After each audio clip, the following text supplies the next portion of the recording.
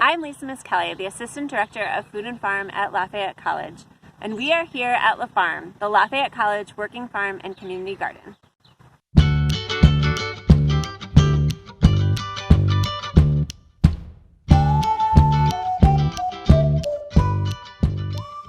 We're here at Lafayette College's Working Farm and Community Garden, La Farm, in order to give you some brief instructions about growing food and starting your own garden. Keep in mind, this is not a complete lesson of everything that you need to know to garden, but we're hoping to provide you with some tools in your toolbox so that you feel ready to go out and try some of these things for yourself. Please be aware that this video was filmed by someone that I personally am social distancing with, and that all proper social distancing was followed in order to film this video. It's difficult for many of us that COVID is happening right now.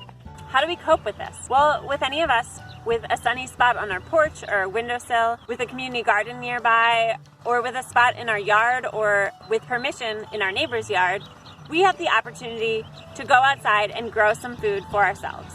It's important to remember that you're not immune to the virus just because you're outside. So if you are gardening with others, there's a few things that you do need to remember. Remember to maintain social distancing while you're gardening. Wear gloves, sanitize tools between uses, and don't go to the garden if you're not feeling well. And of course, wash your hands before and after you garden. The first thing to figure out is where should you garden. If you're trying to figure out where in your yard you can garden, some questions you want to ask yourself are, do you have full sun or part shade? Or full shade? Full shade is probably not a great option for a garden. Other questions to ask yourself are, what pests might be nearby that might want to eat the things you're growing in your garden? And then lastly, you need to think about water. Does your spot have access to water? Or is it a place in your yard that pools water where a lot of water collects?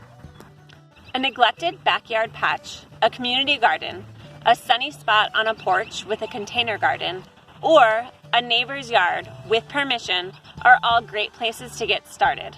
If this is a spot you're not familiar with, the best thing to do to get started is just to spend some time with this patch of land. If your sunniest spot is grass, then one option that you have is to kill that grass through smothering it before you start your garden.